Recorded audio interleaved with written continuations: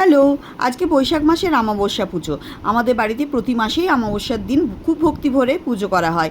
রীতি তো ছোটোবেলা থেকেই দেখে আসছি, এই দিনটায় বাড়ির পরিবেশ যেন একদমই আলাদা হয়ে যায়, একটা শান্ত পবিত্র অনুভূতি চারিদিকে ছড়িয়ে থাকে।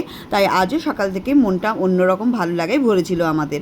আর আজকে মাকে আম কাঁঠাল নানা রকম ফল মিষ্টি দিয়ে পুজো দিয়েছি। বৈশাখ মাসের অমাবস্যা বলে কথা, তাই ফলের আয়োজনটা একটু বেশি ছিল। গরমের এই সময়ে আম কাঁঠাল যেন একটা আলাদাই আনন্দ এনে দেয়। ঠাকুর ঘরে সুন্দর করে সব সাজিয়ে ধূপ প্রদীপ জ্বালিয়ে মন দিয়ে প্রার্থনা করেছিলাম। আর নিজের মানুষদের ভালো থাকা, সুস্থ থাকা আর সংসারের শান্তির জন্য সবসময়ই প্রার্থনা করেই থাকি, আজও করেছি। আমাদের বাড়িতে এই নিয়মটা বহুদিনের। প্রতি মাসে অমাবস্যার দিন সবাই যতটা সম্ভব হয় সময় বের করে পুজো করি।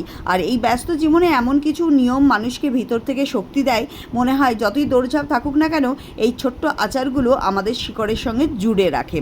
পুজো শেষ করে বাইরের দিকে তাকাতেই তো চোখটা আমার ঝলসে গেল, যেন মনে হলো কী রোদের তেজ, কী ভয়ানক গরম পড়েছে বেঙ্গালুরুতে। বাবারে বাবা, মনে হচ্ছিল যেন দুপুরের আগুন চারিদিকে ছড়িয়ে আছে। এতটাই অস্বস্তি লাগছিল যে সঙ্গে সঙ্গে ফোনের তাপমাত্রা দেখে নিলাম। দেখে তো মাথায় হাত, বেঙ্গালুরুতে 36 ডিগ্রি।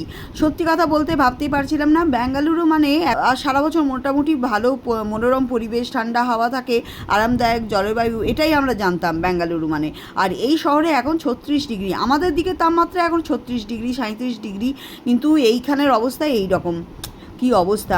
এই যে দেখুন, এটা হচ্ছে জামশেদপুর, এখানে আমার শ্বশুর বাড়ি, সেখানে 37 ডিগ্রি। এখানে তো টেম্পারেচার 50 ডিগ্রিও চলে যায়। কলকাতায় দেখুন 35 ডিগ্রি, মেদিনীপুরে এখন 36 আছে, যেটা ব্যাঙ্গালোরে আছে। মেদিনীপুরেও 45 ঢুকে যায়। এই রকম অবস্থা, ব্যাঙ্গালুরুর অবস্থা কী দেখে নিন। এই কয়েকদিনের মধ্যে গরম একেবারে কষ্টদায়ক। আর দুপুরে বাইরে বেরোনোটা তো মুশকিল। ব্যালকনিতে দাঁড়ালে মনে হচ্ছে গাটা পুড়ে যাবে। এই শহরের আবহাওয়া নিয়ে যে এত গর্ব ছিল, সেই শহর আজ নিজেকেই হারিয়ে ফেলেছে। আগের মানুষ অ্যাকচুয়ালি ব্যাঙ্গালুরুতে আসতে চাইতো মূলত আবহাওয়ার জন্য আর কাজের সুযোগের জন্য। এখন আবহাওয়া বদলে গেছে, আর চাকরিও নেই, চাকরির বাজারও মন্দ, সব কিছুই অনিশ্চিত, সব কিছুই খারাপই হচ্ছে ব্যাঙ্গালুরুর সাথে। আর এই ব্যাঙ্গালুরুকে খারাপ করার জন্য তো মানুষই দায়ী। সমস্ত গাছ কেটে কনস্ট্রাকশন হচ্ছে, কংক্রিটের জঙ্গল তৈরি হচ্ছে। গরম খাবে না তো আর কী খাবে? তবে বাস্তবতা এটাই হলো, প্রতিটি শহরে ভালো মন্দ থাকে। বেঙ্গালুরু এখন সুযোগের শহর, এখনও আছে, বহু মানুষের স্বপ্নের জায়গা। কিন্তু এখন অনেকেই অন্য শহরের দিকেও যাচ্ছে, যেমন হায়দ্রাবাদ, পুনে, চেন্নাই, এই দিকেও তাকাচ্ছে, কারণ সময়ের সঙ্গে সঙ্গে তো কাজেরও সুযোগ বদলায়। আজকের এই মানে গরমে দাঁড়িয়ে শুধু এটাই মনে হচ্ছিল প্রকৃতি সত্যি কত বদলে যাচ্ছে। তাই আমাদেরকেও সচেতন হতে হবে, আর গাছ লাগাতে হবে, জল অপচয় করতে কম হবে, পরিবেশের যত্ন নিতে হবে। এই সব ছোটো ছোটো কাজই তো ভবিষ্যতে বড় পরিবর্তন নিয়ে আসতে পারে। যাই হোক, আজকের দিনটা শুরু হয়েছিল ভক্তি আর শান্তি দিয়ে।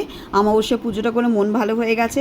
বাইরে যতই গরম ঝরুক, ঘরের ভিতরে শান্তি আর শান্ত পরিবেশটাই আজকের আসল প্রাপ্তি। মা যেন সকলকে ভালো রাখেন, সুস্থ রাখেন, আর এই তীব্র গরমের মধ্যেও সবার জীবনে একটু শান্তি আর স্বস্তি যেন এনে দেন। চলুন, আজকের ব্লগটা এখানেই শেষ করছি। Tata, bye bye.